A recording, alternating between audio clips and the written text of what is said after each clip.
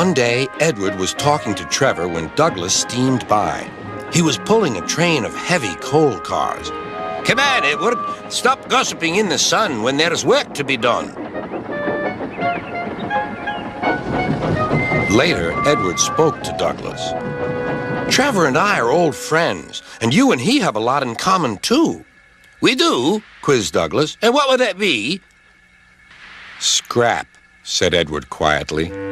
Douglas gasped. "Don't mention that word. It makes me wheels wobble." "It does the same to Trevor," replied Edward. "He was being sent to the scrapyard, but the vicar and I saved him, and now he's really useful again.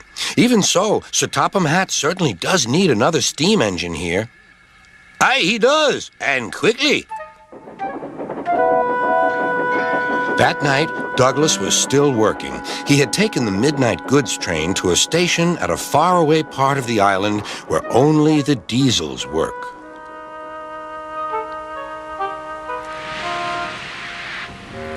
He was just shunting, ready for his return journey, when... "That sounds like a steam engine," he thought. The hiss came again. "Who's there?" asked Douglas. A whisper came. "Are you Sir Topham Hatt's engine?" "Aye, and proud of it. Well, I'm Oliver, and I'm with my brake van towed. We've run out of coal and have no more steam." "But what are you doing?"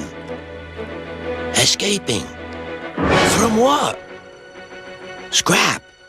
Douglas shivered. Then he remembered Edward's story about saving Trevor. "I'll be glad to help you.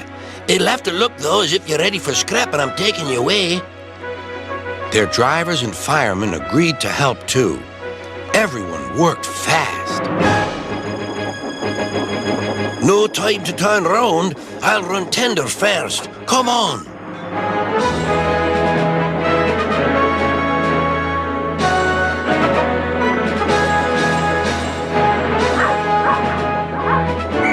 But before they could clear the station, they were stopped.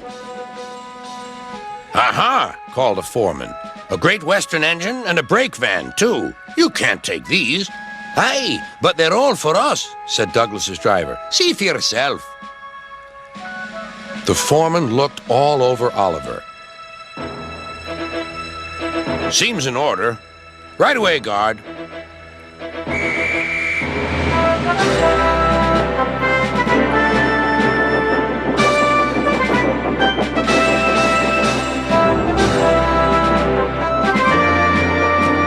"That was a near thing."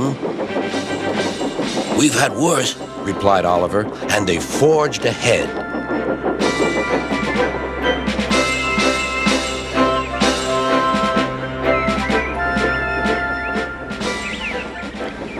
It was daylight when their journey ended.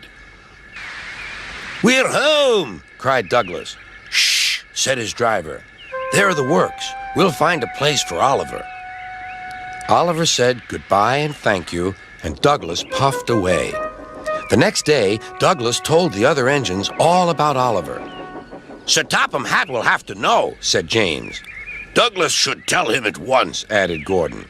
"Well, here he is," said a voice. "Now, what's this all about?" "Beg pardon, sir, but we do need another engine." "Yes, sir," ventured Gordon. "A steam engine, sir." "Well, unless one is saved from scrap, there's little hope." "But, sir, one has." "Yes, indeed. And thanks to you, Douglas, he is now at our works. Oliver is just what we need for Duck's branch line." Everyone cheered. Now Oliver and Toad are mended and painted in full Great Western colors. Duck and Oliver are happy on their branch line. The others laughed at first and called it the Little Western. Duck and Oliver were delighted, and so the Little Western it will always be.